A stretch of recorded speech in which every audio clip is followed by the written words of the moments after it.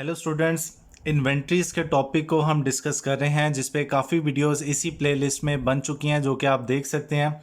Starting की videos में मैंने आपको बताया था कि इन्वेंट्री की जो अकाउंटिंग है उसमें जो जो चीज़ें शामिल हैं वो यहाँ पे लिस्ट बनाई गई है कि अगर आपने इन्वेंट्री की अकाउंटिंग सीखनी है तो आपको उसमें ये तीन चीज़ें सीखनी पड़ेंगी। अगर आपको ये तीन चीज़ें आती हैं तो इसका मतलब आपको इन्वेंट्रीज की अकाउंटिंग आती है।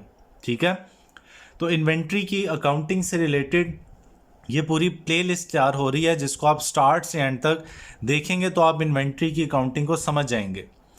अब अकाउंटिंग की जो इन्वेंट्री है उसमें था कि सबसे पहले आपने इन्वेंट्री सिस्टम को समझना है कि परपेचुअल सिस्टम क्या है और पीरियोडिक सिस्टम क्या है, जिसकी एक अलग से वीडियो बन चुकी है।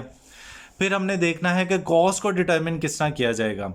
स्पेसिफिक आइडेंटिफिकेशन मेथड था, FIFO method, LIFO, weighted average perpetual, weighted average periodic. ये इन तीन मेथड को पिछली वीडियो में हमने एक अलग से क्वेश्चन बना के सॉल्व भी किया है।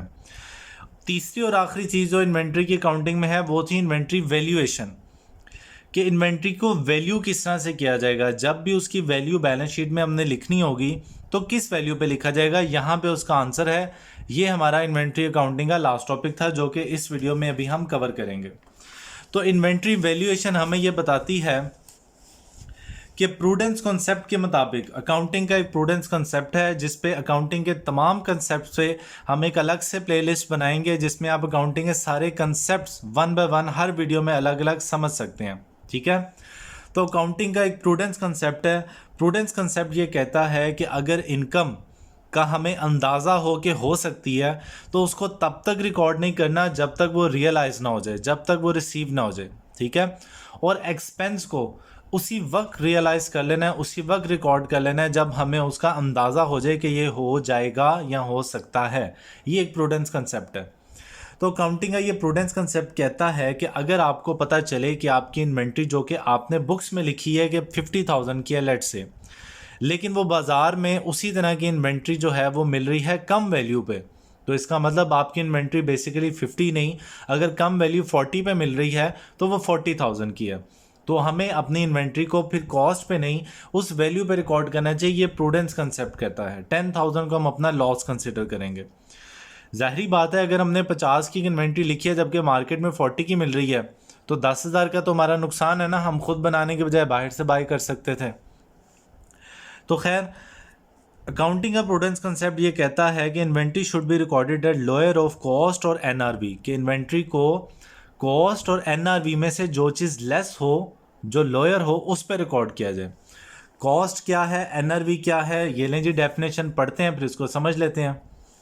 Cost represent the combination of cost of purchase, cost of conversion and other costs incurred in the normal course of business in bringing the inventory up to their present location and condition। तो cost में भी शामिल है कि हमने एक photocopy machine for example ख़रीदी 1,00,000 रुपए की, और अगर फोटोकॉपी मशीन में हमने कोई सॉफ्टवेयर इंस्टॉल करना है या उसको इंस्टॉल करना है, उसको लेकर आना है अपनी शॉप तक या अपने ऑफिस में, तो जो भी हम उस पर ट्रांसपोर्टेशन लगाएंगे, जो भी हम उस पर लेबर लगाएंगे, उसकी लोडिंग अनलोडिंग, ये तमाम उसकी कॉस्ट का पार्ट होगा। उस फोटोकॉपी मशीन की कॉस्ट होगी 107,000। ठीक है, तो इसमें कॉस्ट ऑफ परचेज शामिल है पर प्राइस, और अगर उसको कन्वर्ट करने में कोई पैसे लगने हैं तो वो भी इसमें शामिल है। और वो तमाम कॉस्ट जो कि बिजनेस में लगती है उस इन्वेंट्री को प्रेजेंट लोकेशन और कंडीशन में लाने के लिए, यानी कि बेचने वाली कंडीशन में लाने के लिए जो भी पैसा लगेगा वो उसकी कॉस्ट का हिस्सा होगा। अब एनआरवी क्या है? एनआरवी है नेट रियलाइजेबल वैल्यू, वो वैल्यू जिसको रियलाइज किया जा सकता है, जिसको हासिल किया जा सकता है। एनआरवी इज द एक्चुअल या estimated selling price. NRV basically क्या है? सेलिंग प्राइस है। असल भी हो सकती है और अंदाजन भी हो सकती है, दोनों चल सकती हैं।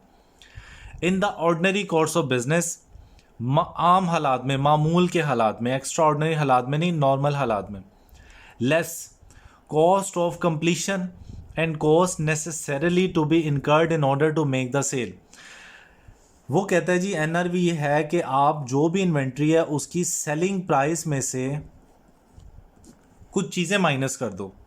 वो चीज़ माइनस कर दो कि अगर इन्वेंट्री को मज़ीद कंप्लीट करने के लिए, यानी कि इन्वेंट्री अगर मुकम्मल नहीं है तो उसको मज़ीद कंप्लीट करने के लिए अगर कोई ख़र्चा होना है तो वो ख़र्चा, या उस इन्वेंट्री को सेल के काबिल बनाने के लिए कोई ख़र्चा होना है तो वो वाला ख़र्चा, वो रिमेनिंग कॉस्ट उस पर जितनी भी लगनी है वो सारी माइनस कर दी जाए तो हमारे पास NRV आती है। ठीक है, जैसे कि मिसाल के तौर पे हम तैयार करते हैं फ़ोटोकॉपी मशीन। ठीक है, फ़ोटोकॉपी मशीन जो कि अभी इन प्रोसेस है और उसकी कॉस्ट हम फ़र्ज़ कर लेते हैं कि अभी वो जितनी बन चुकी है उस पर कॉस्ट लग चुकी है 1 लाख, फ़र्ज़ कर लिया। ठीक है, तो मार्केट में जो उस फोटोकॉपी मशीन की सेलिंग प्राइस है वो फ़र्ज़ कर लिया 1.5 लाख है। ठीक है, हम कहते हैं जी ये मशीन को अगर हम कंप्लीट करें ना तो हमारा 10,000 और लग सकता है।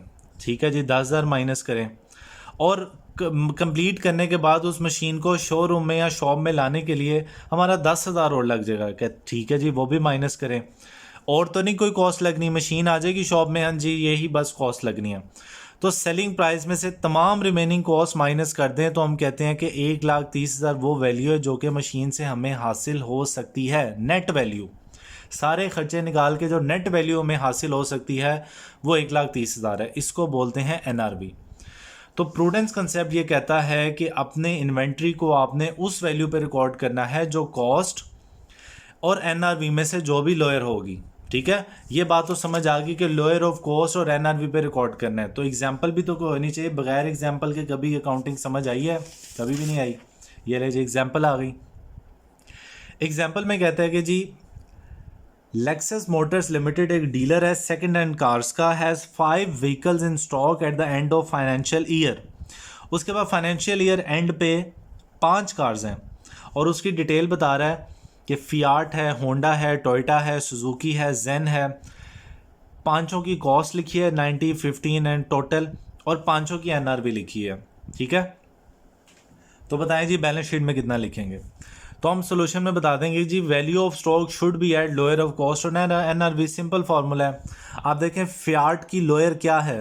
कॉस्ट, यानी कि फियाट रिकॉर्ड होगी लोअर पे 90,000 पे। होंडा की लोअर क्या है? कॉस्ट, होंडा भी रिकॉर्ड होगी कॉस्ट पे। टोयोटा की लोअर क्या है? NRV, टोयोटा रिकॉर्ड होगी 265 पे। ठीक है, सुजुकी की लोअर क्या है? कॉस्ट, सुजुकी रिकॉर्ड होगी 100,000 पे। जेन की लोअर और NRV क्या है? कॉस्ट लोअर है, जेन भी रिकॉर्ड होगी कॉस्ट पे। ठीक है, हम सारी वैल्यूज़ का टोटल कर लेंगे तो ये आ जाएगा 770,000। हम बैलेंस शीट में अपने जो भी इन्वेंट्री है कार्स की उसको 770 पे रिकॉर्ड करेंगे, ना कि 780 पे। ठीक है, तो इस वैल्यू पे बैलेंस शीट में स्टॉक रिकॉर्ड होगा। एक और एग्जांपल देख लेते हैं, last example. X limited has an item of stock which had a cost of 50,000। तो एक वैल्यू हमें गिवन है कि उस वैल्यू की कॉस्ट है 50,000।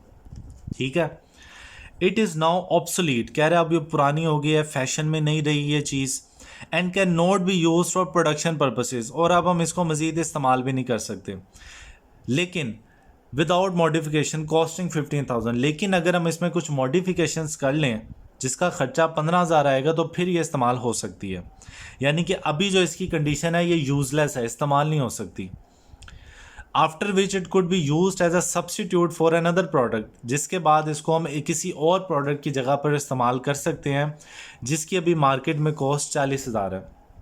यानी कि ये ऐसा है कि 50,000 की चीज़ है, अगर हम उस पर 15,000 और लगाएं तो वो फ़र्ज़ कर लो 40,000 की बिक जाएगी और 40,000 का वो नई चीज़ आ जाएगी। ठीक है, तो वो नई चीज़ तो नहीं ले रहे, कह रहे आप 15,000 लगाएं और 40,000 वाली चीज़ के तौर पे इसको दोबारा इस्तेमाल कर लें। तो हम कह सकते हैं कि उसकी जो सेलिंग प्राइस है वो 40,000 है अगर उस पर मॉडिफिकेशन कर ली जाए। तो देखें जी इसकी NRV क्या होगी? सेलिंग प्राइस उसकी है 40,000। ठीक है, क्योंकि इसको ठीक करने के बाद 40 के वैल्यू की चीज़ आ सकती है। उसमें से हम इसकी मॉडिफिकेशन की कॉस्ट माइनस कर देते हैं 50,000, तो ये आ जाएगा 25,000। तो जो इन्वेंट्री अभी हमारे पास मौजूद है जिसकी कॉस्ट हम 50,000 बताते हैं, उस पर अगर हम 15,000 और लगाएं तो वो 40,000 वाली चीज़ की जगह पे इस्तेमाल हो सकती है। यानी कि उसकी जो नेट वैल्यू हमें आ सकती है वो 25,000 आ सकती है। तो दोनों में से लोअर क्या है? NRV। हम यहाँ पे मेंशन कर देंगे the value of stock value of stock should be at lower of cost और NRV. So this item should be recorded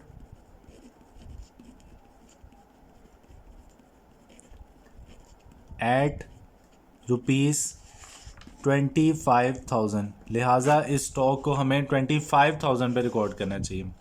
okay student, hope so आपको ये इन्वेंट्री वैल्यूएशन भी समझ आ गई होगी. ओके